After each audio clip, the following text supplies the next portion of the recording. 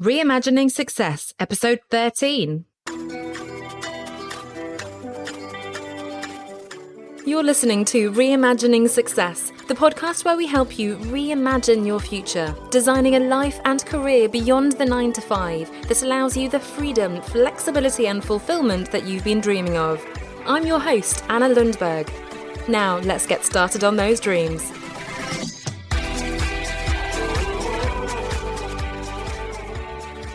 Hello there, and welcome back to another episode where we're continuing our personal branding content series, and we're really getting into the fun stuff now. So let's get straight to it, because we're going to be actually starting to create and share content. So in the past few weeks, and do check out the previous episodes if you've missed those, then we've been talking about why it's important when you're running your own business to consider and build your personal brand. First of all, so setting the stage for why we're even talking about personal branding. We've looked at how you can find your story, so how you can go about crafting an authentic and real story, but one that really puts you in the strongest light for whatever objectives you have. Getting comfortable with selling yourself, because yes, it can feel a bit icky, as we say, thinking of yourself as a brand, as something that you need to sell. A lot of us really struggle with that. We struggle when we try to give the price to really own our value. And of course, hopefully, of course, as a business, we need to be earning money. We need to be really understanding and owning our value. And we need to have the confidence to present that to our clients, to attract the clients who actually value us as well, and to make a living from our business. So getting comfortable with selling yourself, a very important one. If you haven't listened to that one, it was a couple of weeks ago. And then finally, last week, we looked at how to assess your brand as it stands today. So doing a kind of an audit, an assessment of your brand across different online platforms. But today we're talking about creating content. We're beginning to talk about creating content that's going to build your personal brand. And first of all, what is this talk of content? Because isn't it just about putting up a website that describes what your business does and then posting a little bit about your products and services across different social media channels? Isn't that what you should be doing to build your brand and sell your products? Well, I find it really ironic that I'm talking to you about this, because when I was working at Procter & Gamble, so I was heading up the digital team in the prestige products department, which was our fine fragrances, cosmetics and skincare department.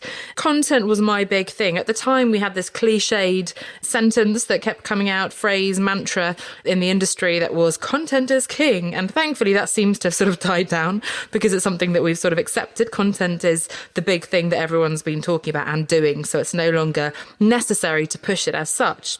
However, it was something that I had to really push at the time. Historically, all our brands had very fragmented websites, online presence in general. Of course, social media was very much in the early days at the time.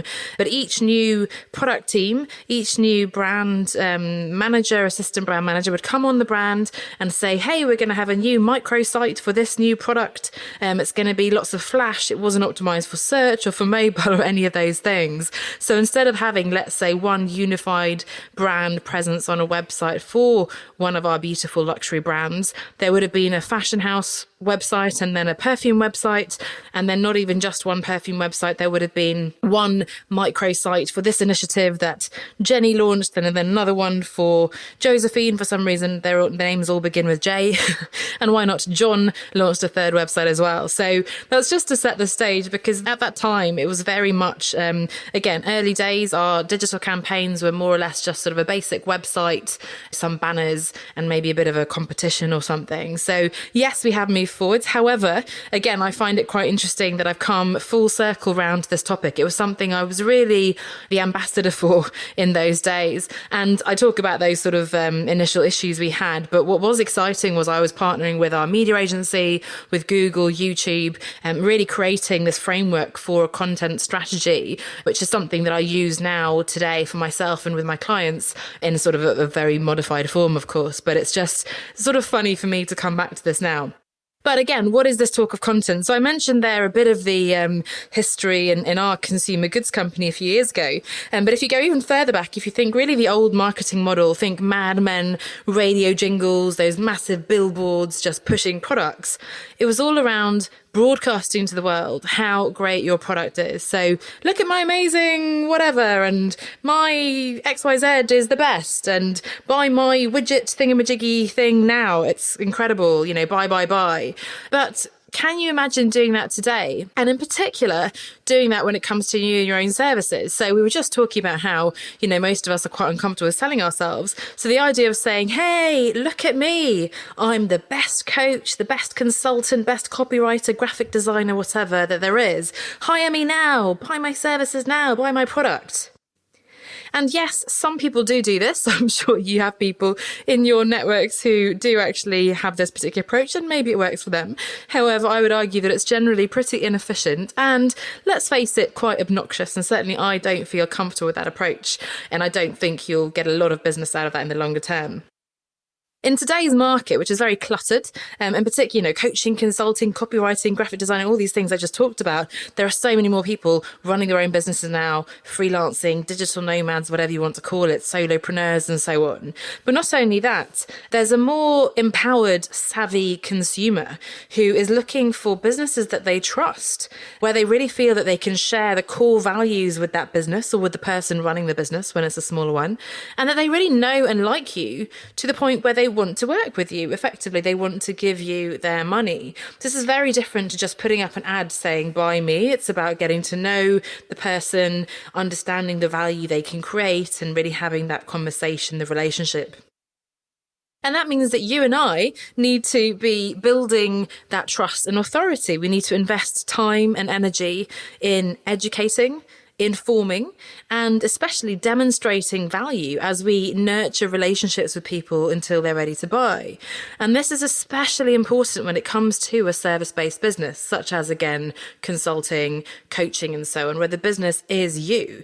And this is all about you, and the trust that people have in you is what's going to lead them to want to work with you.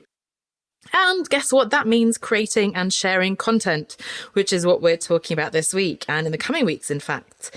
So how do you get started creating content? Well, maybe no surprise, because I always start with this, but as ever, you need to define success. So you need to start by defining what you're trying to achieve.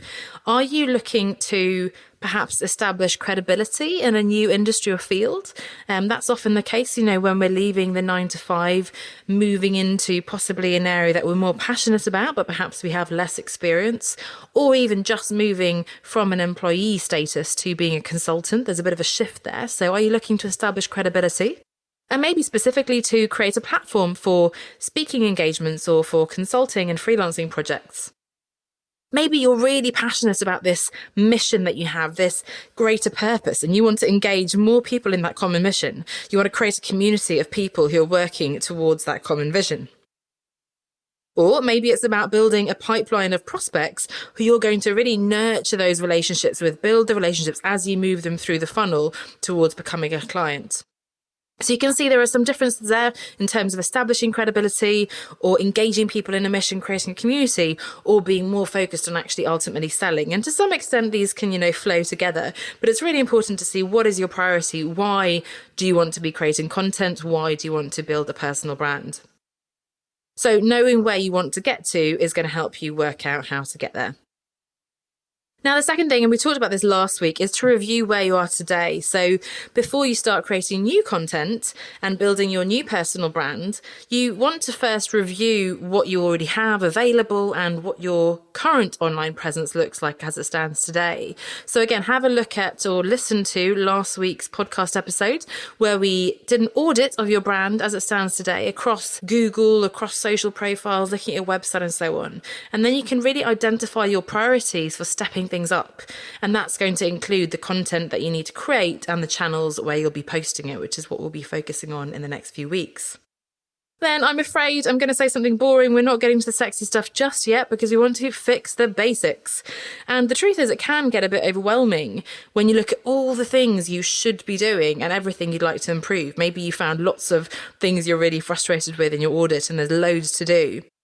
There are so many social media channels now to play with. You're supposed to be doing blogs, podcasts, videos, lives, all these things. And it's very easy to get lost in all of that and to end up doing nothing particularly efficiently. So just this scattergun approach where you're trying to do everything and ended up doing nothing. So before you get overexcited with all the shiny things, and don't worry, we'll be looking at the shiny fun things in the next few weeks, but you always have to start with the absolute basics. And some very, very basics would be, for example, make sure you have a professional email address. Now, this may seem obvious to some of you, so apologies, bear with me for a second. But, sometimes people do still have the equivalent of littlemisssunshine@hotmail.com, which was my old email. In fact, please don't have a Hotmail address. It's very embarrassing. Or perhaps, Anna12345@yahoo.com. At a minimum, you'd have something like annalundberg@gmail.com, or even better, once you have your own web domain, you'd have anna@annalundberg.com, let's say. But you want to really have that personal brand, easy to remember, and very much professional. The next thing is to get your LinkedIn profile in order, because before you even get to creating a fancy website, business cards and all of that, LinkedIn is actually a great place to start. It's the professional platform globally. And so again, get the basics right on there. Don't use your wedding photo or some pouty photo from a party. Make sure you have a professional photo, get a friend to take it if needed. You don't have to spend lots of money on a glamorous photo shoot, but clear, smiling photo that represents who you are in a professional context. Use a meaningful headline. So automatically LinkedIn is going to pull just your current or previous internal job title, which doesn't really have a lot of purpose, in particular when you're changing direction. So make sure you've really customized what your headline is. And of course, the other important part is the clear summary. And we could have a whole different episode on this, which I'm sure we will in due course. But for now, your summary should really be thinking about who you're speaking to. So ideally, you have an understanding of who your audience is, whether you're looking to move into a new sector or you have a particular client profile in mind, that audience, and you should be thinking of that person, that client, when you're writing your summary. So really think about how you can help that person, what services you offer, credibility that you have, and so on. So really all the things we talked about in the personal branding piece.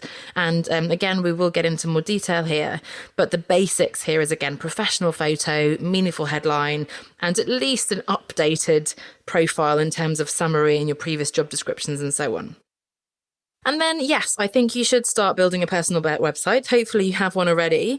It's possible that you have a business site and you've been considering maybe launching that personal site. So I would recommend that you do that, because your personal brand, and this is what we've been talking about in the last few weeks, will live on beyond your business. So even if it's just sort of an online CV almost, it can get more sophisticated with time. But for now, at least, this is the one platform where you have complete control, and it's something that you're going to want to build over time. So hopefully by now you understand the value of creating content, you know why it's important to you specifically and your business, and you have fixed, or at least will very soon fix, all the basics. And this is, yes, where the fun starts, because next week we really are going to look at how you can get started creating content that is going to build your personal brand. So bringing together everything we've sort of been teasing over the last few weeks. And most importantly and excitingly, I want to invite you to a new 5-day challenge that's going on over in the Facebook group. So if you're not already a member, you can join. You can search One Step Outside on Facebook, or you can go to onestepoutside.com/community, onestepoutside.com/community. But we run these 5-day challenges every couple of months. The last one was on client generation, the previous one business idea, and Ikigai, which we had a lot of fun with. And it's really your opportunity to work together with other people in this group, like-minded people working on similar goals. There's an incredible energy and dynamic in the group. We're working fast-paced. It's 5 evenings, boom, boom, boom, through these very focused topics. One participant last time told me she did more in those few days than she'd been doing in months previously. So, it's a fantastic opportunity to get free support, work with other people, get my one-on-one support on your particular situation, business and goals and so on, and come away with a really concrete plan. And particularly this time round, it's going to be very, very action focused and very comprehensive in terms of content, which of course is what we're talking about. So it is the personal branding bootcamp. It will be all around what content you need to be creating, why, where, and how. So all the important questions. You can already sign up at onestepoutside.com/personal branding. And starting on Sunday, the 3rd of March, so hopefully you're listening to this in advance, Sunday, the 3rd of March, we will be getting started, and it'll be running every evening until the Thursday, plus lots of bonus content. There'll be prizes to win. There'll be homework every day, and lots of good things going on over in the group. So again, onestepoutside.com/personal branding. It's the 5-day personal branding bootcamp. There'll be more news on this next week, and then we'll be getting started a few days later. So I'd love to see you there. If you can't join this time, you can watch the replays, although it's best to join live. Do join the Facebook group in any case, because again, we'll be running these every couple of months. And I wish you the best of luck with fixing those basics to get yourself up to scratch, and then getting stuck into creating that more fun content that's going to build your personal brand and ultimately build a long-lasting business. Thanks so much for listening, and I will see you back here next week. Bye for now.